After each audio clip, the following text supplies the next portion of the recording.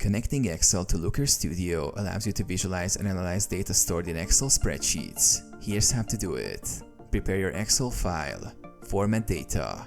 Ensure your Excel file is well organized with headers for each column. Save as CSV. Looker Studio does not support direct Excel uploads, so save your file as a CSV. Go to File, Save As, and select CSV. Open Looker Studio. Log in. Visit datastudio.google.com and sign in with your Google account. Create or open a report. Choose an existing report or create a new one. Add data source. Click on Add the data source from the menu. Select Google Sheets from the list of connectors. Upload CSV file. In Google Sheets, upload your CSV file by going to File, Import, and select your CSV. Save the Google Sheet with the imported data.